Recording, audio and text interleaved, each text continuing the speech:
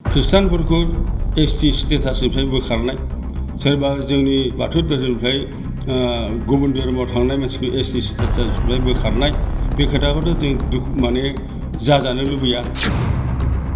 गणेश दैमाया सोरनिबा एजेन्सि खामानि मावदों। गणेश दैमारिया दुलाराय बाथौ गौथुमनि सासे सोद्रोमाबो नङा। खौसेथिखौ थेर बेथेर खालामनो हानाय बायदि मोनसे गिलु बालु अर सुदों। दुलाराय बाथौ गौथुम जानाय बेखौ एकदम गोख्रों रावजों सोंखारबाय।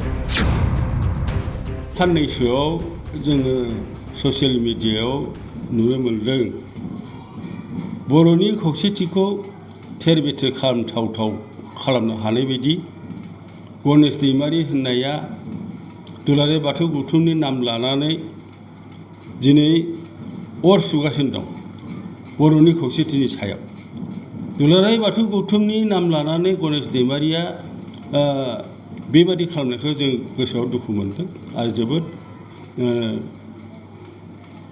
जोङो गोसोआव दुखु मोननानै नोंथांमोनखौ बेनिखायनो लिंहरनाय जादों। बे गणेश दैमारियाथ' दुलाराय बाथौ गौथुमनि सासे सोद्रोमाबो नङा। माब्लाबाबो बाथौ गौथुमजों सोमोन्दो लाखिनानै खामानि मावबोनाय आं लोगो मोनाखै। 1992 सनाव दुलाराय बाथौ गौथुमा जोनोम जादों। बे दिननिफ्राय आंनो फोसावदिं नेहाथारि, दिनै आं गाहाय फोसावदिं नेहाथारि। बेखौ आङो माब्लाबाबो सानसेबो लोगो मोनफेराखै बबेनि गणेश दैमारि। दुलाराय बाथौ गौथुमनि जेबो सोद्रोमाबो नङा। दिनै नाथाय दुलाराय बाथौ गौथुमनि नाम लानानै खृष्टानारि बर' बाथौआरि बर'नि गेजेराव खौसेथि बायनाय बायदि खौसेथिखौ थेर बेथेर खालामनो हानाय बायदि मोनसे गिलु बालु अर सुदों आरो उल फोनांदों। बेवहाय जों जोबोद दुखु मोनदों। गणेश दैमारिया दिनै सोरनि एजेन्ट जों थोंजोङै बुंनो नागिरा आरो गणेश दैमारिया बबेनि मा सर्स मोननानै राज अन्दर महल बादि रङियानि हारिखुसियाव गावनि न'खौ लुगासिनो दं बे सोमोनांथाव। आं ओंखायनो दुलाराय बाथौ गौथुमनिफ्राय बेखौ खावलायनो सानदों जे बेखौ एकाउन्टेन्ट जेनेरेल एनफर्समेन्ट जेनेरेल डाइरेक्टरा बेनि सायाव माने इनकुवारि खालामनांगौ। आं बेखौ खावलायगोन आरो गणेश दैमारिनि बे खौसेथि सिफायनो नागिरनाय जिथु बाथ्रा बेवहाय जों दुलाराय बाथौ गौथुमा दुखु मोनदों।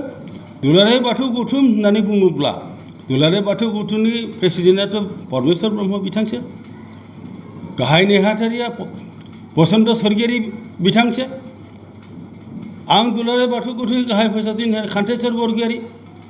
गणेश दैमारियाथ' जेबो नङा, जोंनि दुलाराय बाथौ गौथुमनि सोद्रोमाबो नङा। बे दुलाराय बाथौ गौथुमनि नाम लानानै दुलाराय बाथौ गौथुम बदनाम होनानै बर'नि खौसेथिखौ खृष्टान बाथौआरि खालामनानै दिनै जे खौसेथि बोफायदों, बोफायनायनि बे अर सुदों बेखौ जों जोबोद दुखु मोनो, सोंखारिदों। आं बेखायनो दुलाराय बाथौ गौथुम जानाय बेखौ एकदम गोख्रों रावजों सोंखारबाय। बे जाहाथे जेब्लाबो बर'नि खौसेथिखौ सिफायनो नागिरनायखौ जों सयज' खालामा। दुलाराय बाथौ गौथुमनि नामाव बेबायदि बदनाम खालामनायखौ जों जेब्लाबो सयज' खालामा। दा बावैनो जोङो गणेश दैमारिया दि दुलाराय बाथौ गौथुमनि सासे सोद्रोमाबो नङा बेखौ फोरमान खालामनो थांगासिनो दं। नोंथांमोन रायजो राजानि सिगाङाव जोङो बे फोरमानखौ देखायगोन। गणेश दैमारिया दि दुलाराय बाथौ गौथुमनि जेबो सोद्रोमा नङा बेखौ जों दा बावैनो फोरमान खालामनानै देखायगोन। जाहाथे रायजो राजाखौ आं खावलायो गणेश दैमारिनि बे जिथु खैसारि बर' जाथिनि गेजेराव जिथु खौसेथि बोफायनो नागिरनाय खैसारि बेवहाय जाहाथे रावबो एना एनि सानलायलाया, बाथौआरि खृष्टानारि सोरबा धोरोमखौ लानानै जों जाहाथे खौसेथिखौ बोफायलाया, खौसेथिखौ जाहाथे हानि खालामलाया। गणेश दैमारिनि बे जिथु माने ब्लुप्रिन्ट बे ब्लुप्रिन्टआव जाहाथे जोंनि मानसिया रावबो भुल साना। दुलाराय बाथौ गौथुमनिफ्राय आं खावलायदों आइ आफा रायजो राजा बयखौबो नोंथांमोनहा जाहाथे गणेश दैमारिनि बुंनाय बादियै जों जाहाथे खौसेथिखौ बोफायनानै लाया। दुलाराय बाथौ गौथुमा मालाबाबो जों खृष्टानारि बाथौआरि होननानै जेबो हाबाफारि लायाखै आरो बेबायदि जोंहा बिदि हाबाफारि गैया आरो जों बेबायदि खौसेथि बायनाय खामानिखौ माब्लाबा दुलाराय बाथौ गौथुमनिफ्राय मावफेराखै आरो मावा ख्रिस्टानफोरखौ एसटि स्टेटासनिफ्राय बोखारनाय सोरबा जोंनि बाथौ धोरोमनिफ्राय गुबुन धोरोमाव थांनाय मानसिखौ एसटि स्टेटासनिफ्राय बोखारनाय बे खोथाखौथ' जों माने जाजानो लुबैया जों गोसोआव दुखु मोनो खारन जोङो गासै बर' हिसाबै ज' थायाब्ला इयुनाव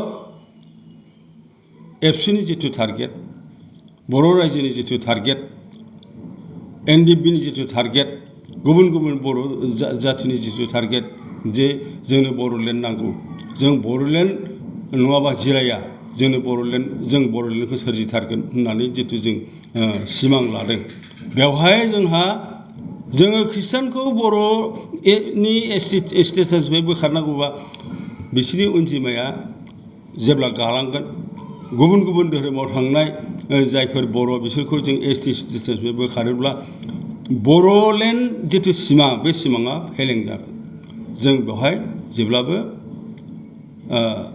एकमत नङा दुखु मोनदों जे गणेश दैमारिनि बे जिथु एटिचिउड बे एटिचिउडखौ जों जोबोद दुखु मोनदों सानो गणेश दैमारिया सोरनिबा एजेन्सि खामानि मावदों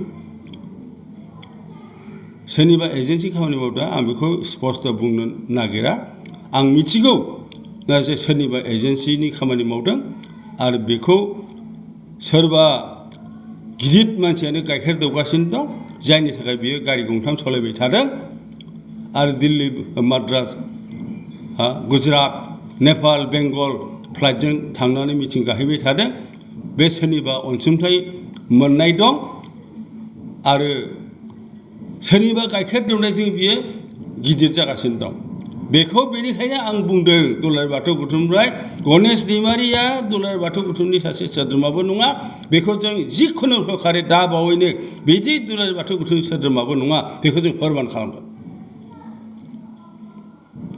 आं बिथां होनना बुंनो बायो गणेश दैमारिखौ खारन बिथां होनजानायनि जग्यता गोनां मानसि नङा गणेश दैमारिनाव बाथौ गौथुमनि नेहाथारि होननानै गावखौ सिनाखि होनो बिराद माने गावखौ बिराद देखायबाय थायो नाथाय बाथौ गौथुमनि खामानि मावनोबादि धोरोमनि गियान थानांगौ बे धोरोमनि गियानाथ' बेनाव जिर' धोरोमनि गियाना बेनाव जिर' आरो बाथौ धोरोमादि इसेबां गोथौ धोरोम इसेबां मेहेरगोनां बर' हारिनि आगोमा गोजाम धोरोम आइथिफिन्दो मुगानिफ्राय फैफानाय जोनोमजों फैफानाय धोरोम बिनि सायावथ' बेहा